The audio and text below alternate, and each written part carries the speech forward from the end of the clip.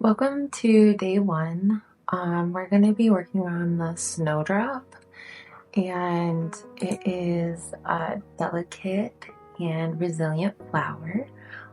It's a symbol of hope, renewal, and rebirth. It emerges from the cold winter ground, reminding us that even in the darkest of times, there's always the promise of new beginnings. The snowdrop can represent overcoming challenges and finding resilience in the face of adversity. Just as the snowdrop pushes the snow to bloom, we too can find the strength to overcome obstacles on our path to enlightenment. So today's empowering message is to embrace new beginnings. So you're going to start with a light sketch, just trying to focus on the basic shape of the snowdrop. Or however many snowdrops you do. I didn't include the original, my reference photo, because I want you to be challenged to find your own reference photo, something that resonates with you a little bit more. So just at this point, all you're doing is just getting your rough outline and sketch. You are welcome to copy what I did. I would love to see you, think outside the box. And if you can't, that's okay too. Like, there's no pressure. You don't even have to show anybody or tell anybody you're doing this. Like, I would love for you to share in the Facebook group, but it's not a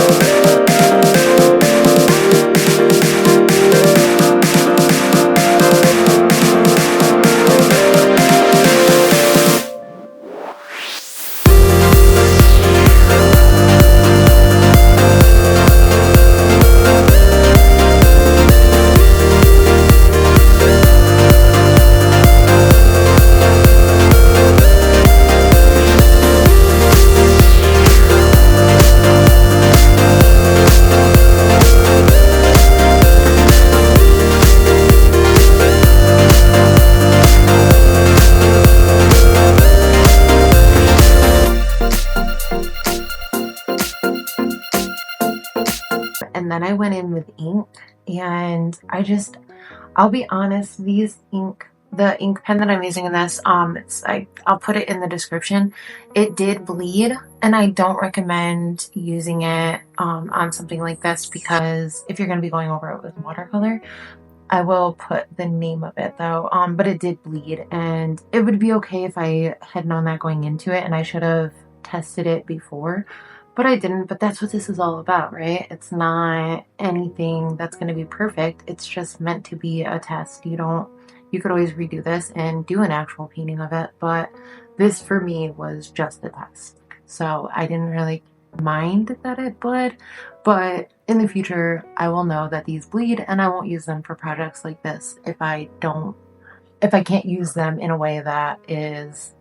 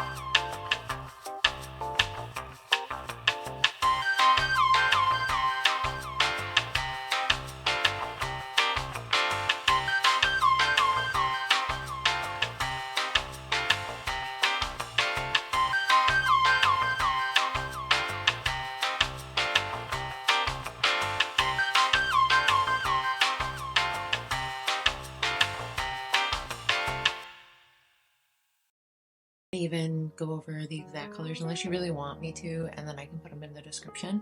But honestly, I just picked a blue and I think a purple. I also picked a gold. I'm just mixing it with a little bit of water and going around the outline. I decided to do the background first. There's probably, there's definitely watercolor artists who do it differently. I'm not a watercolor artist. I'm just a art lover and enthusiast. And self-proclaimed artist in general. I like to call myself a multi-dimensional artist because I just love art in general and I always want to try new things. But there's probably an actual watercolor artist that is sitting there cringing at this right now. But that's okay, because we're not here to judge. We're only here to enjoy art together.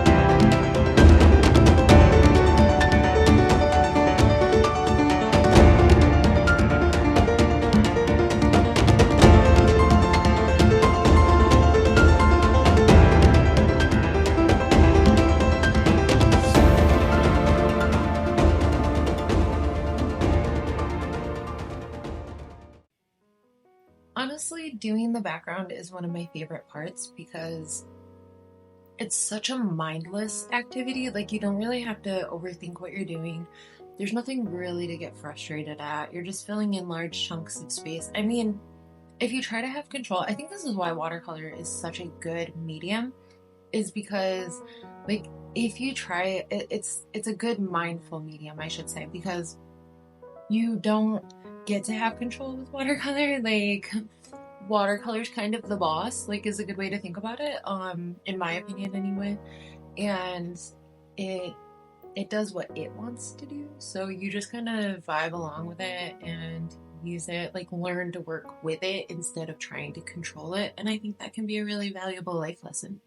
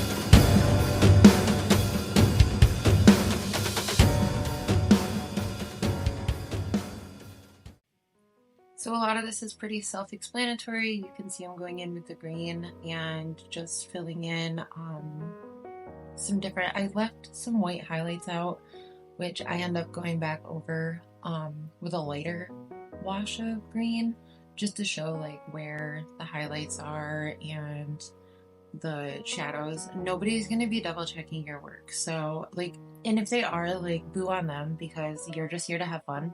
So release any expectations. Like, who cares where the shadow, like, it makes sense for the sun to be shining in a certain direction and the light, like you can see it's going to be lighter where the sun is hitting it first, and then the shadows are the last place the sun hits. So it would make sense, but it doesn't matter. It's not that serious. This is just for your sketchbook. So try to release any of that.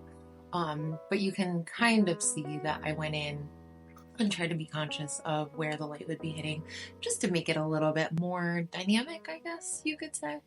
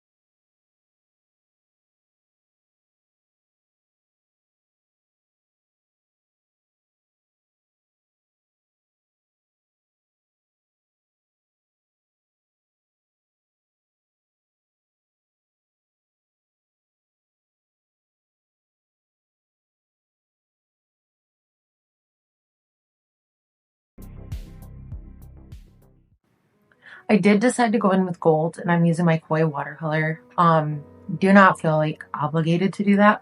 That was just what I chose for mine.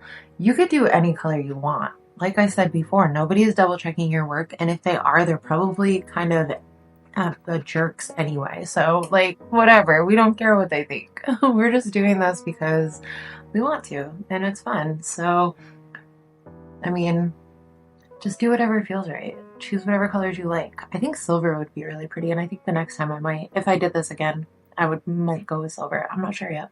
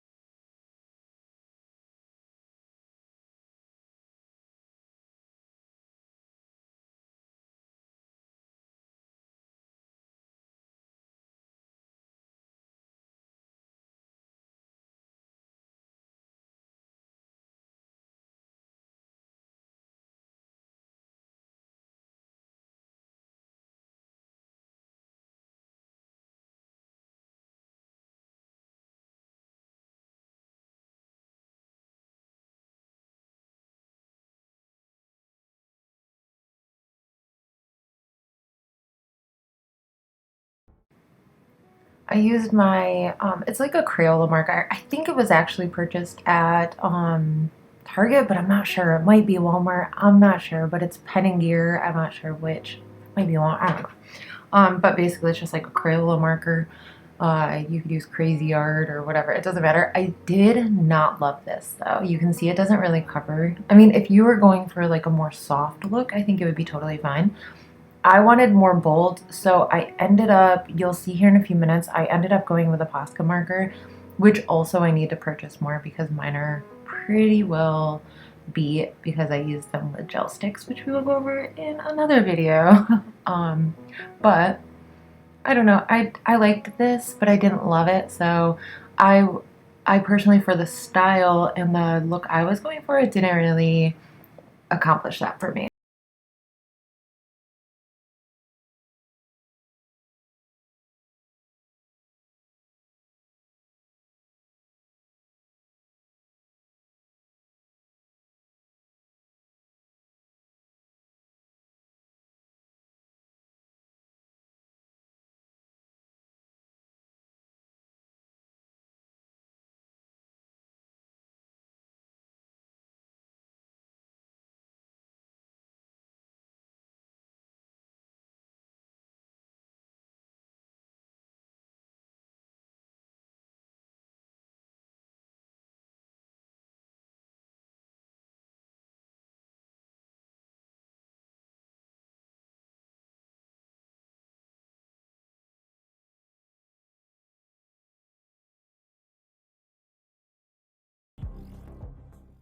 You can see that I'm trying to use the POSCA pen.